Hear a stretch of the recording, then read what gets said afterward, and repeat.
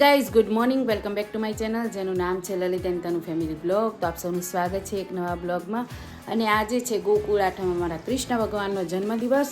તો આપ સૌને ગોકુળ આઠમની, કૃષ્ણ અષ્ટમીની શુભકામનાઓ. અને રંગે ચંગ્યા તહેવાર ઉજવાય, કૃષ્ણ ભગવાનનો જન્મોત્સવ. અને પાલનપુરમાં પણ અમારે સરસ મજાનો જન્મોત્સવ ઉજવાશે. લલિત જવાના છે આજે પ્રોગ્રામમાં, અને છોકરાઓ પણ ગયા છે અમારે મટકી ફોડના કાર્યક્રમમાં. તો બને રહેજો બ્લોગમાં અને મજા આવશે. અને વિડીયો જોજો અને લાઈક પણ કરજો મિત્રો.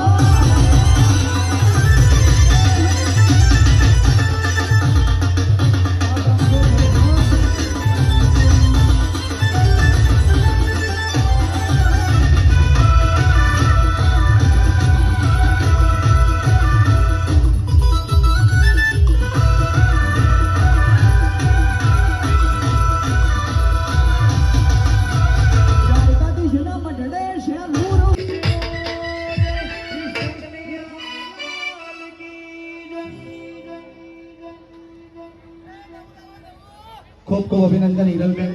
હવે આપણી વચ્ચે ગબ્બરભાઈ ઠાકોર અને અર્જુનભાઈ ઠાકોર બંને ઉપસ્થિત છે. તો આપણે અર્જુનભાઈને વિનંતી કરીએ.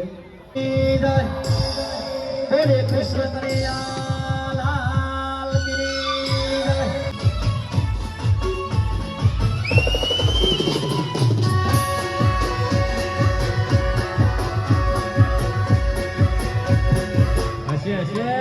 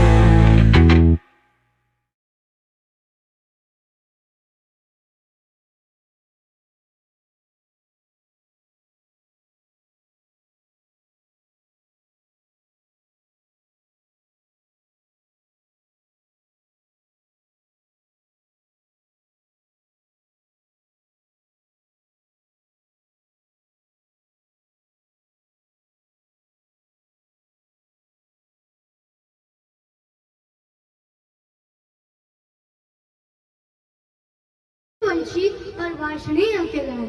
यदुवंश ओरिजिनली सोमदेव यानी कि चंद्रदेव के वंशज हैं। जेल में आकर स्वयं ब्रह्मा शिव जी आदि ने उनकी स्तुति की। जेल में आने के तुरंत बाद वासुदेव उन्हें ले आए कंस की डर से अपने मित्र नंद महाराज के पास गोकुल महावन में, जहाँ वे शुरू से लेकर 10 वर्ष 7 महीने तक रहे।